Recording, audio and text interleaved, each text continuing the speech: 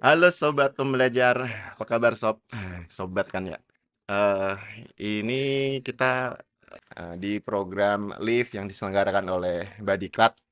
Semoga belum bosen ya karena belajar itu memang agak berat, jadi ya harus dibuat menyenangkan supaya tidak bosen itu tadi.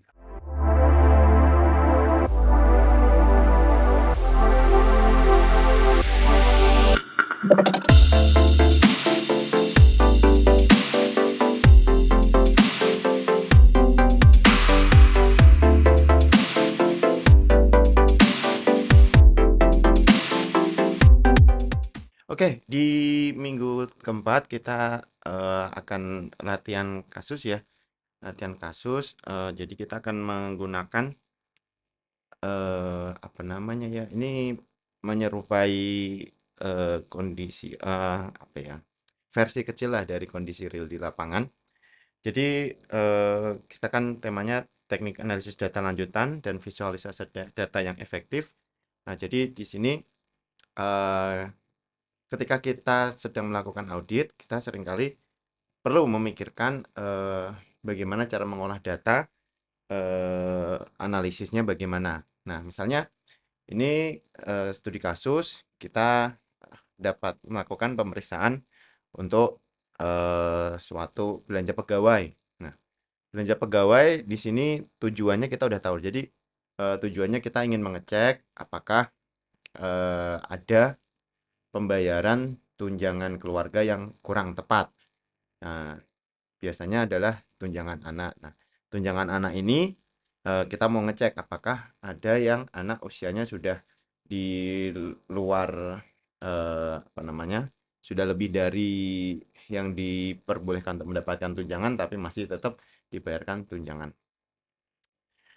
Kita minta dokumen, dokumen yang kita dapatkan antara lain ini data gaji, data gaji. Nah, data gaji ini ada periode gaji, misalnya ini periode eh, misalnya ini periode Desember, apa bulan di depan. Jadi 1 Desember 2023 kita ambil. Nah, misalnya datanya ini sebenarnya cuma sebagian kecil gitu. Cuma sebagian kecil dari keseluruhan data. Nah, data realnya sangat besar. Misalnya satu Pemdam memiliki misalnya hingga 3.000 pegawai. Nah, maka data yang perlu kita olah akan menjadi data yang sebesar itu. Dan periodenya bukan cuma satu periode gaji, tapi 12 periode gaji. Meskipun kita bisa mengolah di periode gaji terakhir di Desember untuk nanti kita ambil kesimpulan untuk periode setahun seperti apa. Nah, kita yang pertama kita perlu pelajari dulu data gaji ini isinya apa saja. Di sini ada periode gaji, SKPD induk, kemudian ada nama, tanggal lahir, NIP, status pegawai, golongan, jabatan, status perkawinan, istri tertanggung, jumlah anak, jumlah jiwa, gaji pokok, tunjangan istri, tunjangan anak, jumlah tunjangan keluarga, jumlah penghasilan, tunjangan umum, tunjangan struktural, tunjangan fungsional, tunjangan beras, tunjangan PPh, pembulatan, jumlah kotor, potongan BPJS, potongan pensiun, potongan iuran wajib pegawai, potongan lain, jumlah potongan, jumlah bersih bayar, BPJS 4%. Datanya seperti ini. Sebagian besar kita memahami datanya isinya apa. Nah, jadi dalam real di lapangan kita seringkali akan mendapatkan data yang banyak detailnya gitu. Nah, kemudian selain data gaji, kita dapatkan juga data keluarga. Nah, data keluarga ini ada SKPD induk, ada nama, tanggal lahir, NIP, status pegawai, golongan, jabatan, nama anaknya, kode anaknya, tempat tanggal lahir anak, tempat tanggal lahir anak. Nah, di sini apa namanya? Sebenarnya biasanya ada juga nama istri, cuma ini data saya simpelkan meskipun masih tetap kompleks, tapi sudah saya sederhanakan. Ini data dummy, jadi bukan data sebenarnya. Nah, ketika kita mendapatkan data begini, maka kita perlu berpikir kita ngeceknya mau seperti apa gitu. Nah, jadi misalnya di sini jumlah anak. Nah, jumlah anak berarti di sini anak yang dibayarkan tunjangan anak. Nah, di sini ada dua, ada satu, ada dua, ada satu. Jadi maksimal dua, minimal 0, ada juga yang satu. Tapi di sini kebetulan semuanya dapat. Nah, berikutnya di data keluarga, nah, satu pegawai ini namanya NIP-nya sama, itu bisa punya dua anak atau lebih. Nah, seperti itu. Nah, di sini ada kode anak. Kadang tidak ada kode anak. Jadi kita ngeceknya dari nama anaknya. Nah, misalnya ini A02, anaknya ada 3. Nah, di sini eh, kodenya dari B3 sampai B5. Nah, seperti itu. Nah, kita perlu memikirkan kita mau ngecek seperti apa. Nah, jadi salah satu pendekatan misalnya kita cari dulu umur masing-masing anak ini. Nah, di sini ada tanggal lahir anak, maka kita bisa menggunakan rumus untuk mencari apa namanya umurnya per posisi Desember 2023. Nah, misalnya kita tambahkan umur. Nah, di sini karena datanya sedikit, kita bisa menggunakan langsung melakukan perhitungan di sini, langsung di worksheetnya. Misalnya 12, coba saya tulis dulu aja di tes dulu ya. 12/31/2023. Oke, sepertinya betul sudah teks sebagai angka.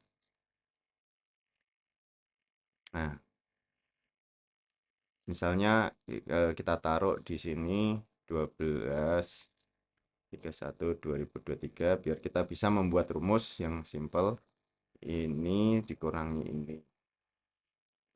Yang L1-nya kita fixkan. Oke, enter.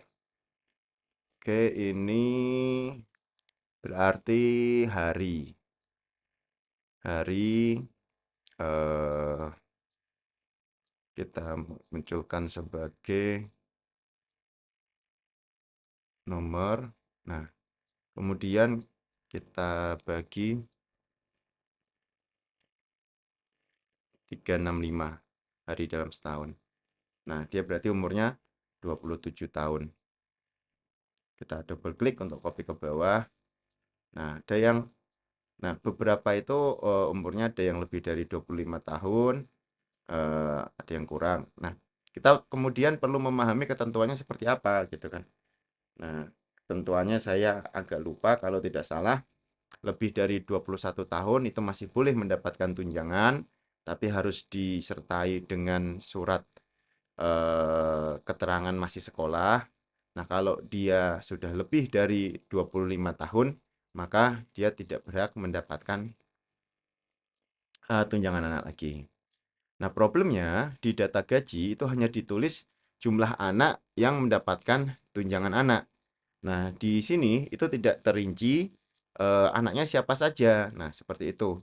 Jadi, sistemnya itu belum menggunakan sistem yang detail di mana dirinci 2 anak yang mendapatkan tunjangan itu siapa saja, belum seperti itu. Jadi, sistemnya hanya menyebutkan angka, anak yang ditanggung ada 2 atau ada 1 atau 0. Nah, seperti itu. Nah, maka kita perlu mengecek. Nah, misalnya kita bisa menggunakan jumlah anak di data gaji, kita bandingkan dengan jumlah anak di data keluarga. Misalnya seperti itu. Nah, kita bisa memanfaatkan mengolahnya, kalau aku lebih prefer menggunakan Power Query. Nah, maka Aku masukkan dulu ke Power Query. Data, get data, atau langsung yang ini. Nah, datanya ada headernya, aku okekan. Oke, dia masuk ke Power Query, tabel 1, close and load to, tutup dulu. Kita create connection aja dulu. Oke. Nah, kemudian yang data keluarga, aku kirim juga ke Power Query, data yang ini from table atau range, ada headernya. Oke, terus close and load to, only create connection. Oke. Nah, sudah. Agar lebih mudah, apa namanya, kita perlu bekerja dengan data yang sedikit, tidak sepanjang ini. Nah, seperti itu. Jadi, yang pertama, aku akan apa namanya, reference ke tabel 1. Nah, aku akan bikin query baru yang merefer ke tabel 1. Nah, ini tabel 1. Nah, di sini aku akan mengolahnya di sini. Mengolah data tunjangan anak. Oke. Nah, yang pertama adalah aku mengambil data yang aku butuhkan. Nah, data yang aku butuhkan itu apa namanya?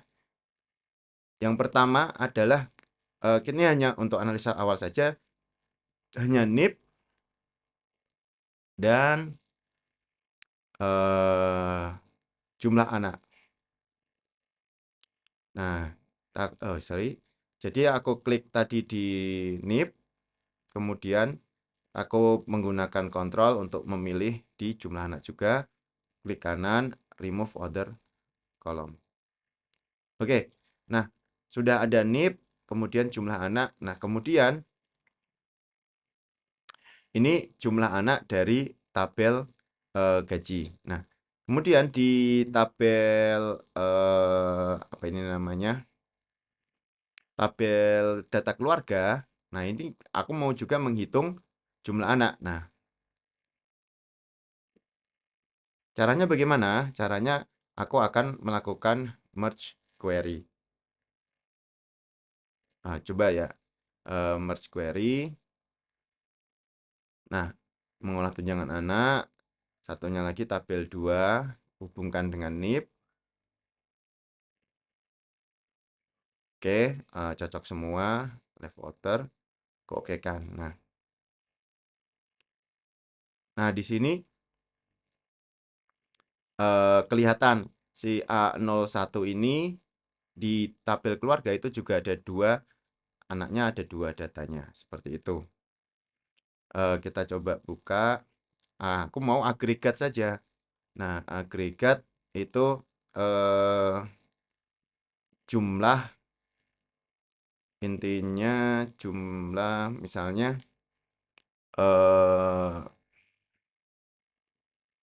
count NIP aja. Nah, jadi aku pengen tahu jumlahnya ada berapa data di tabel keluarga. Ada berapa anaknya. Nah, seperti itu. Nah, udah. Nah, di sini ada yang anaknya 2, kemudian di apa? Di tabel 2, di tabel data keluarga itu juga 2 datanya. Ini tak rename jumlah anak data keluarga. Oke. Nah, di sini mulai ada beberapa yang muncul, misalnya yang dapat tunjangan untuk A02 ini tinggal 1, tapi anaknya masih total anaknya sebenarnya ada 3. Misalnya A07 ini jumlah anak yang dapat tunjangan 2, anaknya ada 4. Nah, seperti itu. Nah, di sini kita mulai bisa membandingkan apa namanya? Nah, misalnya kita posisi di merge query yang pertama.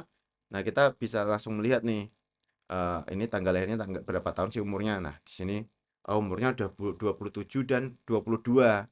Nah, berarti yang 22 harusnya udah dilengkapi dengan surat apa namanya? keterangan kuliah, yang 27 ini harusnya sudah tidak boleh mendapatkan tunjangan. Nah, seperti itu. Nah, tapi kan itu analisis satu-satu. Nah, kita di sini dengan adanya apa namanya sudah ada jumlah anak di data keluarga, kita bisa dapat gambaran awal nih. Nah, kita bisa juga kemudian bagaimana kita mendapatkan anak yang dapat ini sebenarnya yang mana gitu. Kan masih dua. Nah, kalau dua ini berarti dua-dua, dua-duanya. Nah, kita kita perlu mengolah kembali nih. Maka kita perlu memikirkannya lagi seperti apa caranya. Kita bisa misalnya kita kembali merge-kan lagi, kita munculkan datanya, kita merge kembali dengan data tabel 2 tadi, misalnya NIP dengan NIP. Oke. Nah, kemudian kita buka tabelnya, misalnya kita expand, nggak usah keseluruhan, kita expand kode anak dan umurnya ini tadi kita oke kan. Nah, oke. Nah, ini jadi terbuka. Jadi ini udah mulai nyambung jumlah anak yang dapat apa namanya?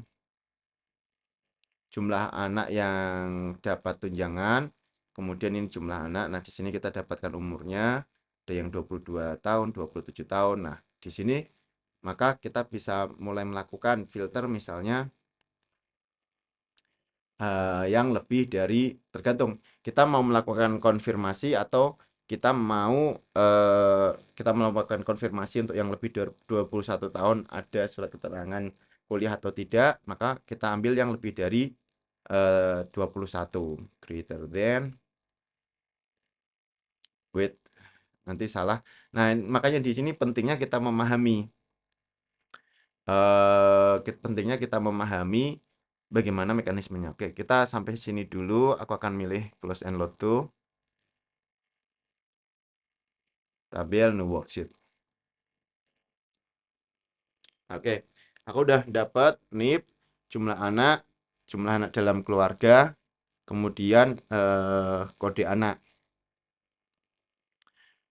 Nah, eh, aku perlu logika untuk mengecek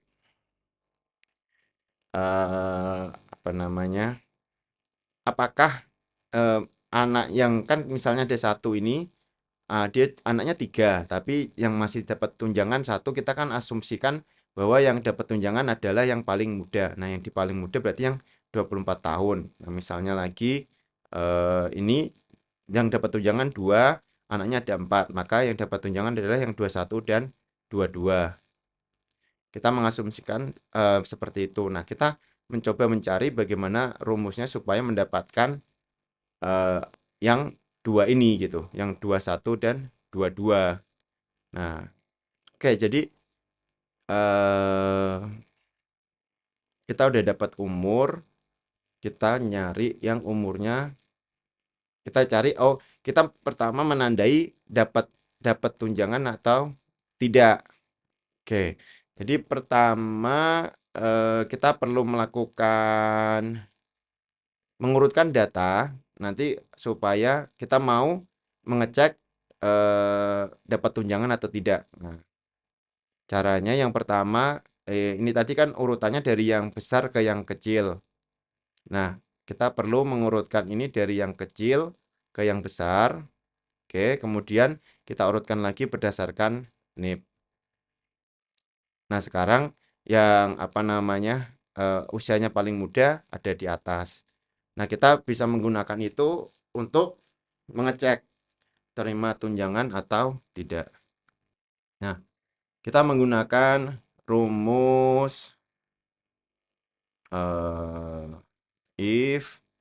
Oke, kita ngecek menggunakan if A2 sama dengan A1, sorry.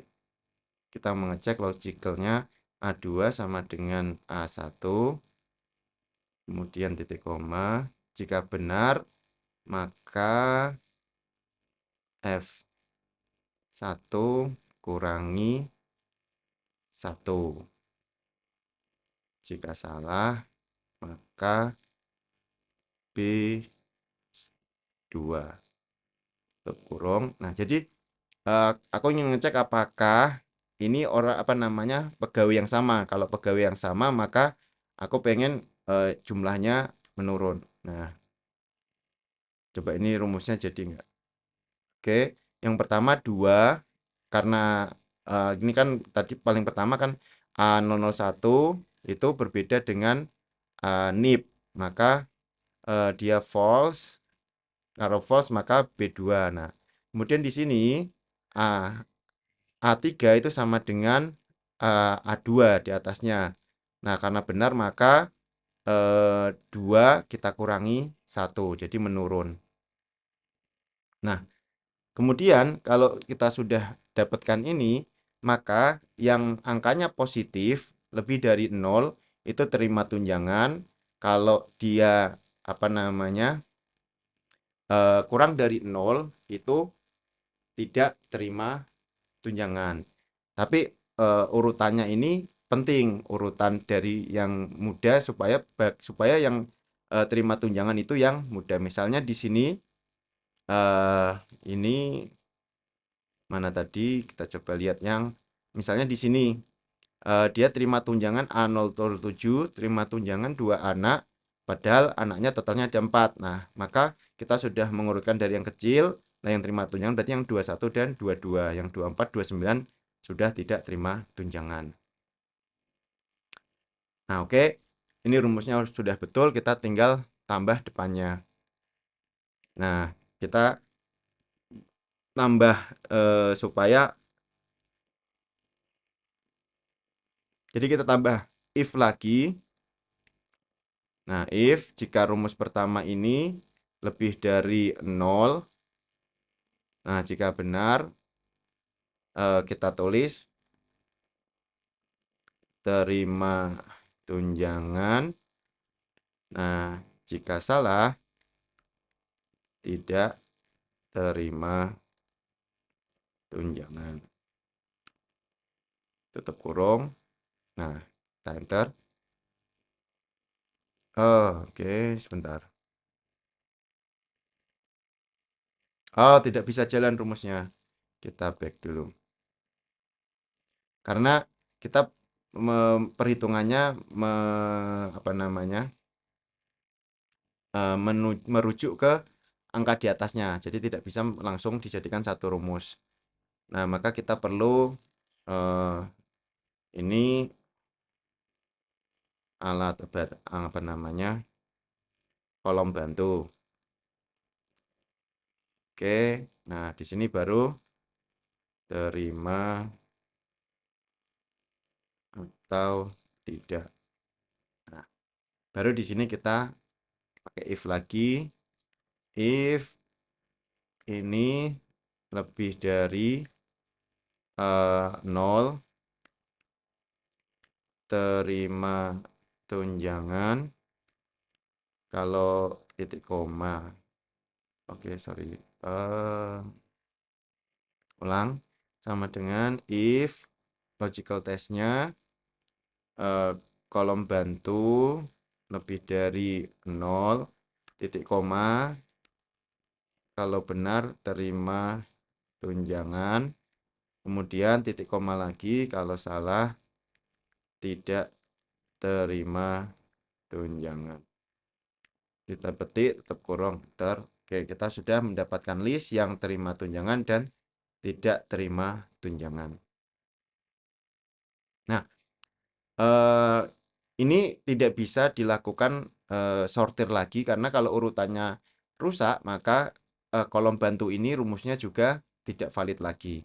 Maka untuk jaga supaya ini posisinya tidak apa namanya berubah, eh, akan aku ambil ke Power Query lagi. Nah, data kemudian dari ini, oke, ini kita ganti namanya list konfirmasi. Oke, nah di sini kita sudah mau membuat list konfirmasi. Yang kita list adalah anak-anak yang apa namanya, dia yang pertama nerima tunjangan, yang kedua umurnya lebih dari 21 tahun. Oke, jadi kita tinggal filter aja di sini. Kita pilih yang terima tunjangan. Oke, sudah ke filter, kemudian kita filter lagi umurnya greater than 21. Oke, kita sudah ke filter kedua. Nah, kalau sudah, ini adalah yang mau kita konfirmasi.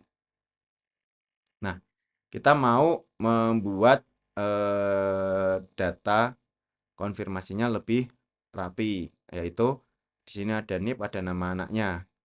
Nah, jadi kita yang pertama data yang kita tinggalkan hanya NIP dan kode anak. Nah, dua ini yang kita perlukan, kita remove other column. Oke, ada dua data ini, kita mau konfirmasi, kita butuh nama pegawainya siapa, kemudian kita butuh kode nama anaknya siapa. Nah, kita gabungkan lagi dengan merge query. Nah, kita yang pertama ambil nama, kita bisa langsung tampil 2, kita bisa pakai kode anak. Oke, ini dia, kita oke kan. Nah, kita buka, kita ambil yang kita perlukan. Misalnya kita butuh SKPD, nah ini kita hilangkan dulu, tidak usah. Kemudian kita butuh nama, NIP sudah ada, golongan, jabatan, kemudian nama anak, tempat lahir anak, tanggal lahir anak. Nah, misalnya ini yang kita butuhkan. Kemudian kita okekan. Nah, sudah. Misalnya kita tidak butuh lagi kode anak, kita bisa remove kode anaknya. NIP-nya kita posisikan di tempat yang tepat, kita geser misalnya setelah nama atau setelah SKPD induk. Oke. Nah, kita sudah dapat list yang mau kita konfirmasi. Di SKPD ada NIP-nya, ada namanya, ada golongannya, jabatannya. Nah, ini nama anak yang usianya lebih dari 21 tahun yang mau kita konfirmasi. Nah, misalnya di sini kan tipenya kurang tepat karena date time, kita cuma butuh date-nya, kita ganti jadi date. Oke. Nah, sudah. Kita pilih close and load to. Kemudian kita pilih table new worksheet. Nah, inilah data yang mau kita konfirmasi. Kita serahkan ke SKPD untuk diminta konfirmasi, atau kalau yang terakhir saya lakukan, kita bikin Google Form untuk melakukan konfirmasi atas kelebihan atas pembayaran tunjangan anak. Nah, seperti itu. Ini kalau datanya diperlukan, misalnya data gaji diperlukan, kita bisa balik lagi, kita merge dengan tabel 1. Tapi kurang tepat sih, karena di sini satu orang bisa ada 2 anak. Kalau kita munculkan gajinya, bisa kita munculkan, tapi jadinya kurang tepat. Oke, kita kembali lagi saja. Nah, jadi itu adalah bagaimana kita melakukan analisis atas data yang kompleks. Oke, sobat pembelajar, terima kasih. Jangan lupa tugasnya dikerjakan, karena kelulusan kalian nanti juga bergantung pada mengerjakan tugas itu.